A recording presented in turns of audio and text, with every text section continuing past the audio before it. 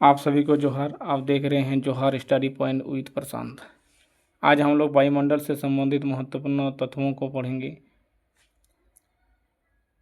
वायु पारदर्शी, रंगहीन, गंधहीन और स्वादहीन गैसों का मिश्रण है जो पृथ्वी के चारों ओर स्थित है। चूँकि वायु अदृश्य होती है, इसलिए हम इसे केवल तब महसूस कर सकते हैं जब यह चलती है या बहती है, जिसे पवन कहते हैं। यानी चलती या बहती हुई वायु को हम पवन कहते हैं। वायु स्थान घेरती है और इसमें भार भी होता है।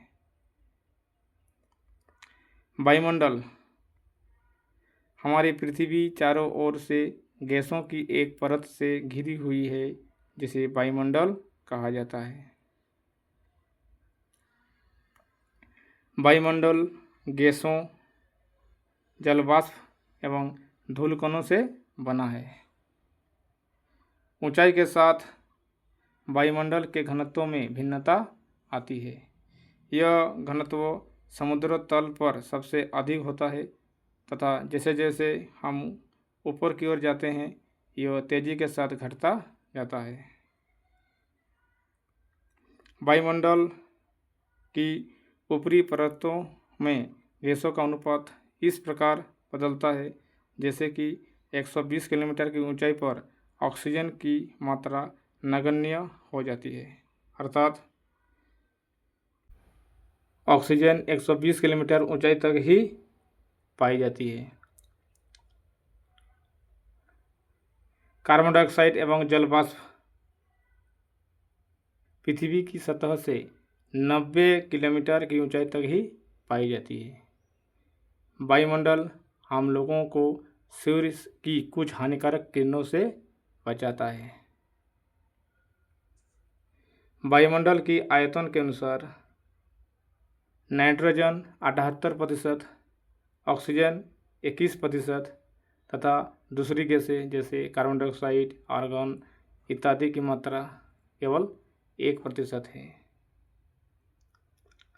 वायुमंडल को उसके घटकों, तापमान तथा अन्य के आधार पर 5 परतों में बांटा जाता है। वायुमंडल के संगठन। हमारा वायुमंडल 5 परतों में विभाजित है जो पृथ्वी की सतहों से आरंभ होती है। तो वायुमंडल की 5 परतें इस प्रकार है। सबसे पहला में है क्षोभमंडल, दूसरा में है समताप मंडल, तीसरा में है मध्यमंडल, चौथा में है बाह्य वायुमंडल और पांचवा यानी अंतिम है बहिर्मंडल। हम लोग अभी चित्र के द्वारा समझेंगे कि वायुमंडल की 5 परतें कौन कौन सी है। सबसे निचला में है क्षोभमंडल, उसके बाद है समताप मंडल, उसके बाद है मध्य मंडल, उसके बाद है आपका बाह्य वायुमंडल और सबसे अंतिम में है बहिर्मंडल, जो सबसे ऊपरी भाग है। अब हम लोग देखेंगे वायुमंडल के सभी 5 परतों को पढ़ेंगे, जिसमें पहला है क्षोभमंडल। यह परत वायुमंडल की सबसे महत्वपूर्ण परत है। इसकी औसत ऊंचाई 13 किलोमीटर है। इसी मंडल में मौजूद वायु में से सांस हम लोग लेते हैं। मौसम की लगभग सभी घटनाएं जैसे वर्षा, कोहरा एवं ओलावर्षण इसी परत के अंदर होती है। इसके बाद है समताप मंडल। क्षोभमंडल के ऊपर का भाग समताप मंडल कहलाता है। यह लगभग 50 किलोमीटर की ऊंचाई तक फैली हुई है। यह परत बादलों एवं मौसम संबंधी घटनाओं से लगभग मुक्त होती है। इसके फलस्वरूप यहाँ की परिस्थितियाँ हवाई जहाज उड़ने के लिए आदर्श होती है। समताप मंडल की एक महत्वपूर्ण विशेषता यह है कि इसमें ओजोन गैस की परत होती है। यह परत सूर्य से आने वाली हानिकारक गैसों से हमारी रक्षा करती है। मध्यमंडल, यह वायुमंडल की तीसरी परत है। यह समताप के ठीक ऊपर होती है। यह लगभग 80 किलोमीटर की ऊंचाई तक फैली हुई है। अंतरिक्ष से प्रवेश करने वाले उल्कापिंड इस परत में आने पर जल जाती है, अर्थात नष्ट हो जाती है। अब यह बाह्य वायुमंडल। बाह्य वायुमंडल में बढ़ती ऊंचाई के साथ तापमान अत्यधिक तीव्रता से बढ़ता है। आयनमंडल इस परत का एक भाग है। यह 80 से 400 किलोमीटर तक फैली हुई है। आयनमंडल मध्यमंडल के ऊपर 80 से लेकर 400 किलोमीटर तक स्थित है। इसमें विद्युत आवेशीय कण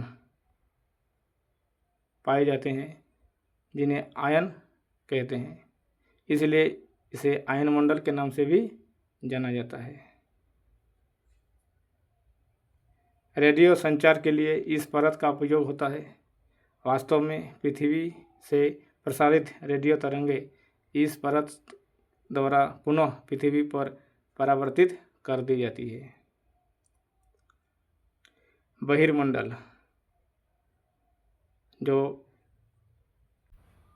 वायुमंडल की सबसे ऊपरी परत है। वायुमंडल की सबसे ऊपरी परत को बहिर्मंडल के नाम से जाना जाता है। यह वायु की पतली परत होती है। हल्की गैसें जैसे हीलियम एवं हाइड्रोजन यहीं से अंतरिक्ष में तैरती रहती है। इसके बारे में बहुत कम जानकारी उपलब्ध है। इस प्रकार हम लोग वायुमंडल की सभी परतों को हम लोग देखे, समझे। उसके बाद हम लोग कुछ अभ्यास को हल करेंगे,